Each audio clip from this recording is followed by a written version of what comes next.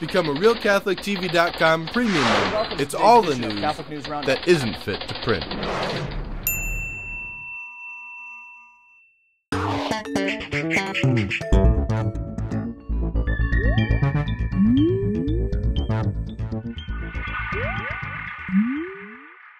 Hello everyone and welcome to The Vortex, where lies and falsehoods are trapped and exposed. I'm Michael Voris. If there ever was a bishop deserving of a standing ovation, it is Bishop Daniel Janke of Peoria, Illinois. A couple of weeks ago, His Excellency delivered a blistering, right-on-the-money homily, a call to action for Catholics to resist with their full force the aggressive stand that Obama has taken toward the Catholic Church in America. We've attached a link and highly recommend that you read it. It's a link to his homily, and it is truly inspiring. But barely before the words were done echoing around his cathedral, Bishop Janke was being denounced and vilified by dozens and dozens of faculty members at Notre Dame. Janke is on the board at Notre Dame and has been very hesitant about all the pro-Obama hijinks going on there on campus. This time, he'd had enough. He rightly drew a comparison, as many have, including us right here on this program, of the similarities in style and governing between such notables as Hitler and Stalin with Obama. He did not say Obama was like Hitler. He said he was following along the same path of marginalizing the church and religious liberty that all dictators eventually do. And he's right. Obama has no regard for the Catholic Church other than as an enemy organization that must be neutralized. This fact is evident when you consider that the only Catholics Obama has ever had any substantive contact with is Judas Catholics like Nancy Pelosi, Kathleen Sebelius, and that whole coven. In fact, it's not entirely clear who despises the authentic faith more, Obama or his gang of Judas Catholics. For His Excellency to rightly point out that Obama is following down the same path of surrounding the church and wanting it to be kept secluded and private and out of the public arena, just like Hitler and Stalin did, is not only spot on, but long overdue. This man sees the church as an impediment to his socialist Marxist plans.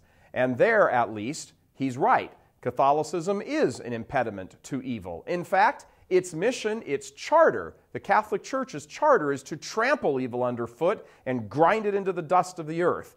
Don't think for 1 minute that evil doesn't know this as well. The church and hell, because that is who we are finally dealing with here, are in a fight to the death. Only one wins in the end, and we know who that is. But for the moment, here in time, the fight goes on.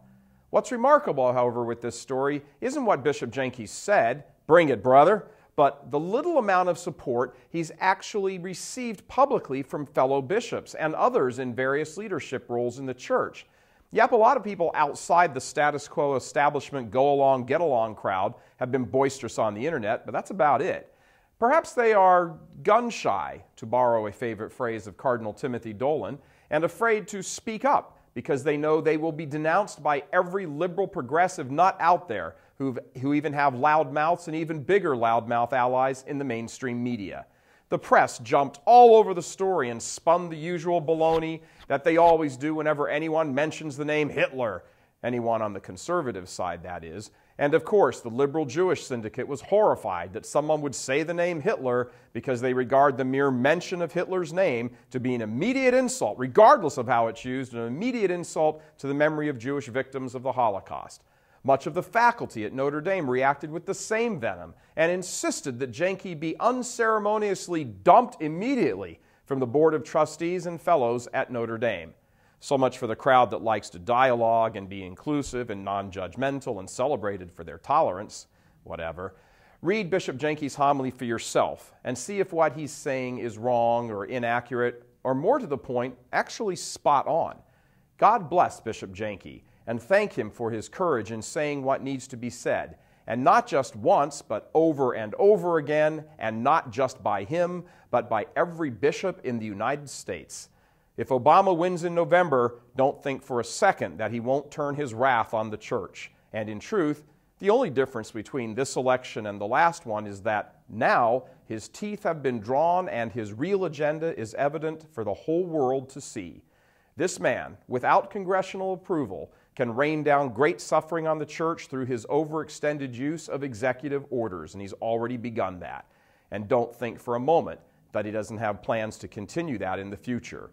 He's declared legal war on the faith. It won't be long after a November win, God forbid, before he would take that to the next level. God love you. I'm Michael Voris.